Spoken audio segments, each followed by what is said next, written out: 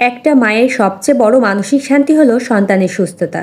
সন্তান সুস্থ না থাকলে সংসারের সবটাই যেন এলোমেলো হয়ে যায়। শারীরিক কষ্ট সহ্য করা যায়, কিন্তু মানসিক কষ্টটা খুব বেশি কষ্ট দেয়।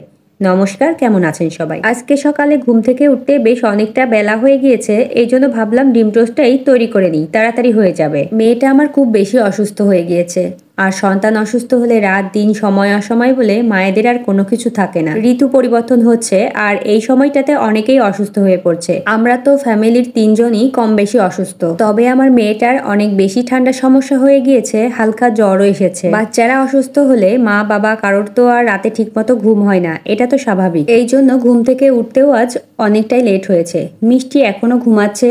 এই সময়ের মধ্যেই সকালের নাস্তাটা তৈরি করে নিচ্ছি। ওর জন্য আলাদাভাবে আবার খাবার তৈরি করতে হবে। মুখের টেস্ট একেবারেই নষ্ট হয়ে গিয়েছে, তেমন কিছুই খেতে চাচ্ছে না। আর এটা হচ্ছে দুপুরবেলা। আজকে আর দুপুরের জন্য কোনো রান্না করিনি, মিষ্টি পাখিটাকে সময় দিতে হয়েছে।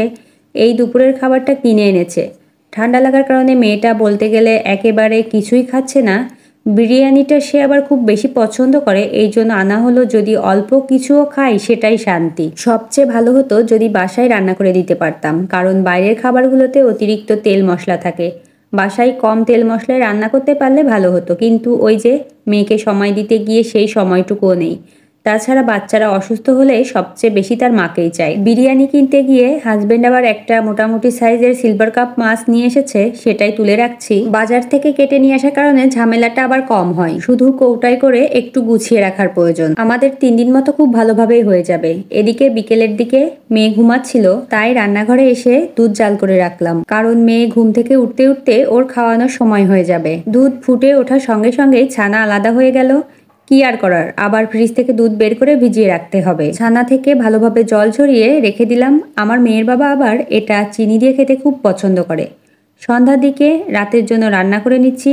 সারাদিন তো একভাবে কাটলো, রাতে তো আবার খেতে হবে। তাড়াতাড়ির মধ্যে ডাল আর ডিম ভাজিটাই করে নিচ্ছি। এইটুকু সময়ের মধ্যে মেয়েটা আমার কতবার যে ডাকলো, আর আমি কতবার যে গেলাম ওর কাছে।